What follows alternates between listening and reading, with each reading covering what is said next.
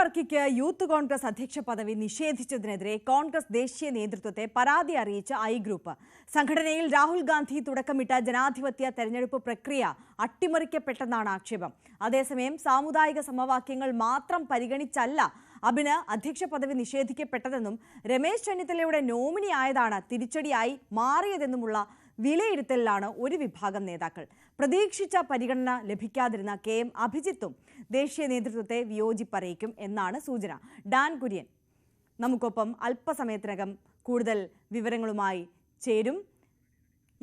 ഡാനിലേക്ക്. Dan, ഇതിപ്പോൾ എന്താണ് സംസ്ഥാന കോൺഗ്രസിനുള്ളിൽ സംഭവിക്കുന്നത്? ഈ അബിന്റെ വിഷയം പുറത്തു വന്നതോടുകൂടി ഗ്രൂപ്പ് സമവാക്യങ്ങളെല്ലാം പൊളിച്ചെഴുതപ്പെടുന്നു എന്നതാണോ മനസ്സിലാക്കേണ്ടത്? അതിനപ്പുറം ഈ സാമുദായിക സമവാക്യങ്ങളല്ല, മറിച്ച് ചെന്നിത്തലയുടെ നോമിനി ആയതാണ് അബിൻ വർക്കിക്ക് വില്ലനായി മാറിയത് അല്ലെങ്കിൽ തിരിച്ചടിയായത് എന്നുണ്ടെങ്കിൽ ചെന്നിത്തല പാർട്ടിക്കുള്ളിൽ അപ്രസക്തനാകുന്നു എന്നുള്ള ഒരു വ്യാഖ്യാനം കൂടി വരുന്നുണ്ടോ?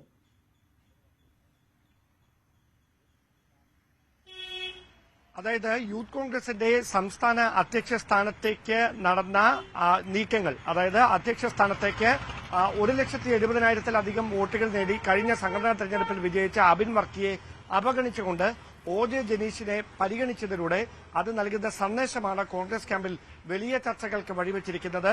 നമുക്കറിയാം, KPCC പുനഃസംഘടനയുമായി ബന്ധപ്പെട്ട ചർച്ചകളടക്കം കഴിഞ്ഞ ഏതാനും ആഴ്ചകളായി തുടർന്നുകൊണ്ടിരിക്കുകയാണ്. അതിന്റെ അന്തിമവട്ട ചർച്ചകൾ നടക്കുകയായിരുന്നു. അതിന് മുന്നോടിയായിട്ടാണ് ഈ OJ ജനീഷിനെ യൂത്ത് കോൺഗ്രസിന്റെ അധ്യക്ഷനായി നിയമിച്ചുകൊണ്ടുള്ള ഉത്തരവ് പുറത്തു വന്നിരിക്കുന്നത്.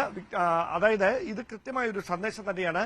സമാനമായ ഒരു സാഹചര്യം കോൺഗ്രസ് പുനഃസംഘടനയിലും ഉണ്ടാകാനാണ് സാധ്യത എന്ന സൂചനകളാണ് ഇപ്പോൾ ഡൽഹിയിൽ നിന്നടക്കം പുറത്തുവരുന്നത്. അങ്ങനെയാണെങ്കിൽ അത് കോൺഗ്രസിൽ സമാനതകളില്ലാത്ത ഗ്രൂപ്പ് സമവാക്യങ്ങളുടെ മാറ്റത്തിലേക്കും ഒരു വലിയ പൊട്ടിത്തെറിയിലേക്കും തന്നെയാണ് കാര്യങ്ങൾ എത്തിക്കുന്നത് എന്ന് വേണം പറയാൻ. പക്ഷേ ഏറ്റവും ശ്രദ്ധേയമായിട്ടുള്ള കാര്യം, ഈ വിഷയത്തിൽ അബിൻ വർക്കി ഇന്നലെ അദ്ദേഹത്തിന്റെ വിയോജിപ്പ് വളരെ പക്വമായ രീതിയിൽ പ്രകടിപ്പിച്ചതിന് പിന്നാലെ ഗ്രൂപ്പ് നേതൃത്വം, ഐ ഗ്രൂപ്പിലെ മുതിർന്ന നേതാക്കളടക്കം കോൺഗ്രസിന്റെ ദേശീയ നേതാക്കളെ, ഹൈക്കമാൻഡ് പ്രതിനിധികളെ അടക്കം അവരുടെ വിയോജിപ്പ് അറിയിച്ചിട്ടുണ്ട്.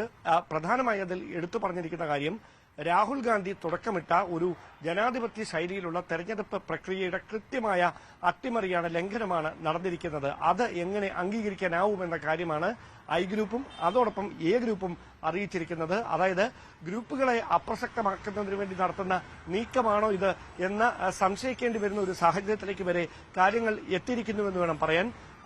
ഇതിന്റെ ഏറ്റവും പ്രധാനപ്പെട്ട ഒരു കാര്യം, ഇത് അവസാനം എവിടെ എത്തി നിൽക്കുന്നു എന്നുള്ളതാണ്. അതായത് പുനഃസംഘടനയിലും സമാനമായ ഒരു സാഹചര്യം, അതായത് ഗ്രൂപ്പ് നേതാക്കൾ, രമേശ് ചെന്നിത്തലയായാലും എ ഗ്രൂപ്പിലെ നേതാക്കളായാലും അവരൊക്കെ അവരുടേതായ ഒരു പട്ടികകൾ സമർപ്പിച്ചിട്ടുണ്ട്.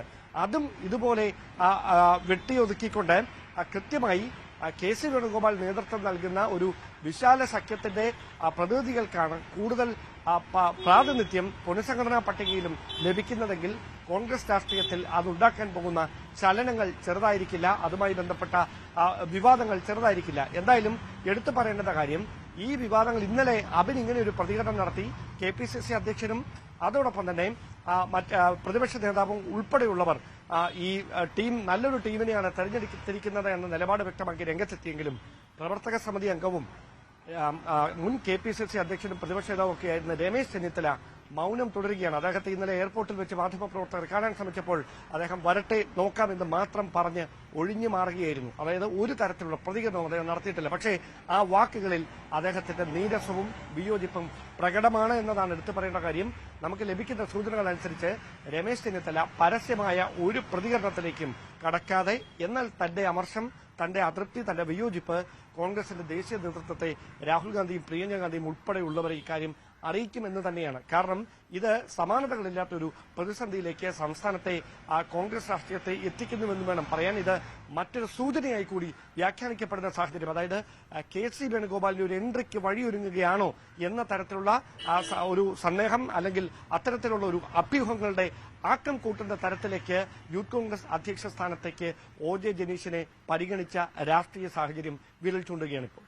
യെസ്, അപ്പോൾ ഡാൻ ഇപ്പോൾ സൂചിപ്പിച്ചതുപോലെ തന്നെ അങ്ങനെ കെ സിയുടെ ഒരു കളം നിറയിലേക്ക് കാര്യങ്ങൾ നീങ്ങുകയാണെങ്കിൽ ഐ ഗ്രൂപ്പ് പൂർണ്ണമായും അപ്രസക്തമാകുന്നു എന്ന തരത്തിലേക്ക് കാര്യങ്ങൾ നീങ്ങുകയാണെങ്കിൽ ഇപ്പോൾ മാധ്യമങ്ങളോട് മൗനം തുടർന്നു അല്ലെങ്കിൽ മൗനം പാലിച്ചു ചെന്നിത്തലയെങ്കിലും ഈ വിഷയത്തിൽ മിണ്ടാതിരിക്കാനോ പ്രതികരിക്കാതിരിക്കാനോ അദ്ദേഹത്തിന് കഴിയില്ല. ഒരുപക്ഷെ വരും ദിവസങ്ങളിൽ പരസ്യ പ്രതികരണം ഉണ്ടായേക്കാം എന്ന് തന്നെ പ്രതീക്ഷിക്കുന്നു. കാത്തിരിക്കുന്നത് ഇപ്പോൾ ഹൈക്കമാൻഡിന്റെ നിലപാടിന് വേണ്ടി മാത്രമാണ് എന്ന് കരുതേണ്ടി വരും. അങ്ങനെയെങ്കിൽ ഈ ഹൈക്കമാൻഡ് ഈ വിഷയത്തിൽ ഏത് തരത്തിൽ ഇടപെടൽ നടത്തും എന്നത് പ്രധാനമാണ്. ഏത് തരത്തിൽ നടത്തും എന്നുള്ളതാണ് ഈ നേതാക്കളുടെ ഒരു വിലയിരുത്തൽ വരുന്നത്. അങ്ങനെ എന്തെങ്കിലും സൂചന നമുക്ക് ലഭ്യമാണോ ഡാൻ? അതായത് അബിൻ മാധ്യമങ്ങളെ കണ്ടപ്പോൾ വ്യക്തമാക്കിയ അദ്ദേഹത്തിന്റെ നിലപാടിൽ ഒരു വാചകമാണ് ഏറ്റവും അധികം വലിയ തരത്തിൽ ഇടത് രാഷ്ട്രീയ കേന്ദ്രങ്ങളടക്കം യുവജന സംഘടനടക്കം സൈബർ ഇടങ്ങളിലൂടെ വലിയ തരത്തിൽ ചർച്ചയാക്കി മാറ്റുന്നത്. ഞാൻ ക്രിസ്ത്യാനിയായി പോയതാണോ പറ്റിയ തെറ്റ് എന്ന് അബിൻ നടത്തിയ ഒരു പരാമർശം അടർത്തിയെടുത്തുകൊണ്ട് അത് വലിയ തരത്തിൽ ചർച്ചയാക്കി മാറ്റിയിരിക്കുകയാണ് സമൂഹ മാധ്യമങ്ങളിലടക്കം. അതായത് അതിനെ കൃത്യമായൊരു വൈകാരിക തലത്തിലേക്ക് ഉപയോഗിക്കുന്ന ഒരു സാഹചര്യം ഉരുത്തിരിഞ്ഞിരിക്കുന്നു എന്നതാണ് എടുത്തു പറയേണ്ടുന്ന കാര്യം. പ്രധാനമായി അബിൻ വർക്കിയെ യൂത്ത് കോൺഗ്രസിന്റെ അധ്യക്ഷ സ്ഥാനത്തേക്ക് പരിഗണിക്കുന്നതിന് വെല്ലുവിളിയായി മാറിയത് യഥാർത്ഥത്തിൽ ഈ സാമുദായിക സമവാക്യങ്ങൾ തന്നെയാണ് എന്ന് പറയാതിരിക്കാൻ കഴിയില്ല. കാരണം അതായത് ഈ KSUവിന്റെയും KPCCയുടെയും തലപ്പത്ത് അധ്യക്ഷ സ്ഥാനങ്ങളിൽ ഇരിക്കുന്നവർ ക്രൈസ്തവ ന്യൂനപക്ഷത്തിന്റെ പ്രതിനിധികളാണ് എന്നിരിക്കെ യൂത്ത് കോൺഗ്രസിന്റെ അധ്യക്ഷ പദവിയിലേക്ക് കൂടി ക്രൈസ്തവ സഭയുടെ പ്രതിനിധിയായ അബിൻ വർക്കിയെ ഉൾപ്പെടുത്തിയാൽ അത് സാമുദായിക സമവാക്യങ്ങൾ, പാർട്ടിയിലെ സാമുദായിക സമവാക്യങ്ങൾക്ക് തിരിച്ചടിയായി മാറും എന്ന ഒരു പ്രതീതി സൃഷ്ടിച്ചെടുക്കാൻ മറുചേരിക്ക് കഴിഞ്ഞിരുന്നു. അതാണ് അബിന്റെ സാധ്യതകൾ ഇല്ലാതാക്കുന്നതിൽ നിർണായകമായ പങ്കുവഹിച്ച ഒരു കാര്യം. രണ്ടാമത്തെ കാര്യം, അബിൻ വർക്കി ആരുടെ നോമിനിയായിരുന്നു എന്നതാണ്. അബിൻ വർക്കി കൃത്യമായി ഐ ഗ്രൂപ്പിനെ നയിക്കുന്ന രമേശ് ചെന്നിത്തലയുടെ നോമിനിയായാണ് ഈ തെരഞ്ഞെടുപ്പിന്റെ തുടക്കത്തിൽ മത്സരിച്ചത്. അദ്ദേഹം ഈ പ്രതിസന്ധികൾക്കിടയിലും രമേശ് ചെന്നിത്തലയ്ക്ക് ഒപ്പം തന്നെ നിലയുറപ്പിച്ച വ്യക്തിയാണ്. അത് തന്നെയാണ് അദ്ദേഹത്തിന്റെ അധ്യക്ഷ സ്ഥാനലബ്ധിക്ക് വിലങ്ങുതടിയായി മാറിയ രണ്ടാമത്തെ കാര്യം. അതായത് അബിൻ വർക്കിയിലൂടെ രമേശ് ചെന്നിത്തലയ്ക്ക് ഒരു കൊട്ടുകൊടുക്കുക അല്ലെങ്കിൽ ഒരു സന്ദേശം കൊടുക്കുക എന്ന ഒരു നിർണായകമായ നീക്കം കൂടി ദേശീയ നേതൃത്വത്തിന്റെ ഭാഗത്തുനിന്ന് ഉണ്ടായോ എന്ന് സംശയിക്കേണ്ടി വരും നിലവിലെ സാഹചര്യത്തിൽ. കാരണം നമുക്കറിയാം, നിയമസഭാ തെരഞ്ഞെടുപ്പ് അടുത്തു വരികയാണ്. രമേശ് ചെന്നിത്തല ഉൾപ്പെടെ വലിയ പ്രതീക്ഷയിൽ നിയമസഭാ തെരഞ്ഞെടുപ്പിന് ഒരുങ്ങുന്ന സാഹചര്യം ഉണ്ടായിരുന്നു. അതിനിടയിലാണ് ഇങ്ങനെ ഒരു നീക്കം ദേശീയ നേതൃത്വത്തിന്റെ ഭാഗത്തുനിന്ന് ഉണ്ടായിരിക്കുന്നത്. അങ്ങനെയെങ്കിൽ ഇതൊരു കൃത്യമായ സന്ദേശമായി തന്നെ വ്യാഖ്യാനിക്കപ്പെടും.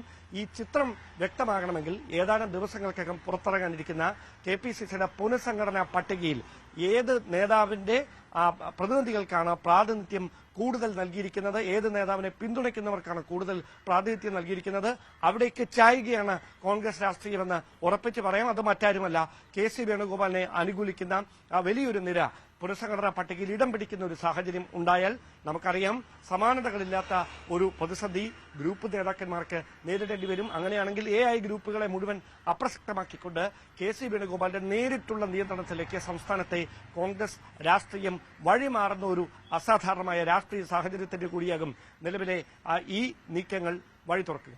യെസ്, തീർച്ചയായും. ഡാൻ കുര്യനാണ് വിശദാംശങ്ങളുമായി നമുക്കൊപ്പം ചേർന്നത്.